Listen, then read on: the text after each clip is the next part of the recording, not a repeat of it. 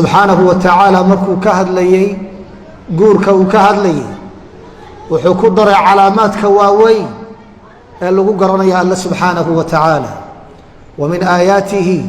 an khalaqa lakum min anfusikum azwajan litaskunu ilayha wa ja'ala baynakum mawaddatan wa rahma ilaahay calaamadihiisa waaweyn waxa kamida inuu lamaanayaal idinka dhigay si aad isugu nasataan isugu xasishaan isugu degtaan isu garab istaagtaan noloshaad isu kaalmaysataan waja'ala baynakum mawaddatan wa rahma ilaahayna dhexdooda waxa uu dhigay labadii lamaanaha ahaa naxariis iyo kalgacayl baa dhexdooda la dhigay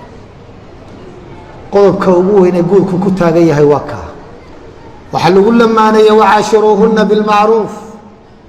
in wanaag lagu wada dhaqmo ولهن مثل الذي عليهن بالمعروف وناقا قبدا لقدونا يمد لمدا أي يدنا لا ذهب لله سبحانه وتعالى مدول بحقوق الله شيء مدول بحقوق الله شيء سي عدالة الله إلى عليه حقوق عدة أقيب سيدنا ما هو الله رب العالمين وإن وقع علم بدن إن وقع علم بدن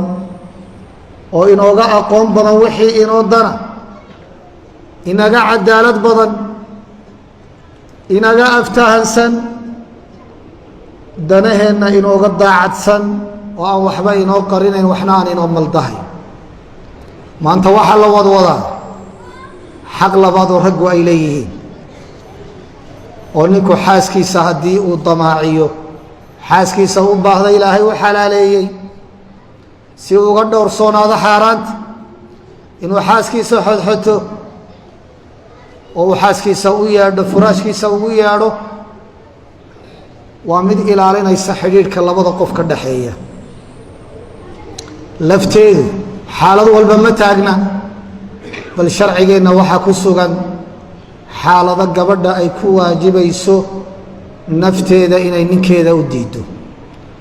xaalad ay xaaraan ka tahay ninka inay aqbasho ninkii qabay inay aqbasho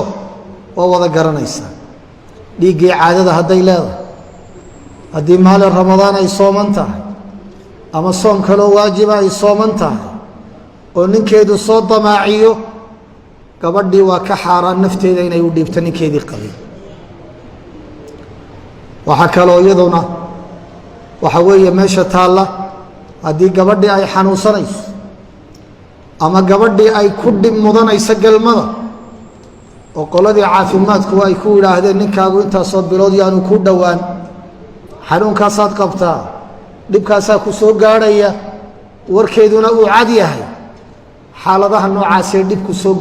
gaadhayana dhibka inay iska celisa xaq bay u leedahay laakiin gabadh biilkiina qaadanaysa oo maanta waxay ku quraacatay iyo waxay ku qadaysay iyo waxay ku cashaynayso iyo meeshay u hoyanayso ninkii ka sugayso ilaahay uu saaray caafimaad qabta wax dhibi aanu jirin in waxa weeye nafsad baanan u ahayn iyo ikhtiyaarkaygaan fulinaya inay u diiddo nafteeda u diiddo waata sharcigu ka hadlayo wuxuu gaadhsiiyey nabigu calayhi salaatu wasalaam haddii ninku xaaskiisa uu ugu yeedho gogashiisa marna waa u galmoonaya marna waxa laga yaabaa galmaba maahe waa faraka ciyaar oo ay diido wuxuu nabigu ku sii xidhay calayhi salaatu wasalaam kadibna uu u cadhoodo hawshaa uu ka cadhoodo ay ka cadhaysiiso lacanatha almalaa'ika malaa'igtu inay lacnadayso xadiidka bukhaari iyo muslim baa isku waafaqaya axaadiista nabiga ka timi calayhi salaatu wasalaam waa kuwa ugu sixada badan guurku kuma salaysna kala adkaansho iska dhicin iska caabin wax dhacsi guurku kuma salaysna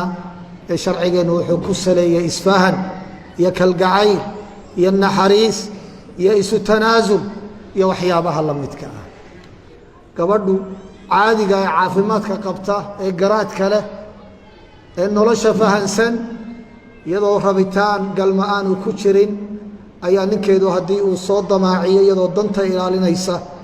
ayay nafteeda dhib yaraan isugu dhiibaysaa gaalibka ama sida xaaladuhu ay u badan yihiin waa sidaas idan xaaladaha naadirka ah in la boonbooniyo oo gabdhihii lagu dhiirigeliyo inaan loo tegin ilaa mar kastoo nafteedu ay doonaysa mooyaane xaaladaha kalena sharci loo doono ay ninkeeda isugu diidayso waxa weeye xaalad abuur qoysaska lagu duminayo weeye loo baahan yahay laga digtoonaado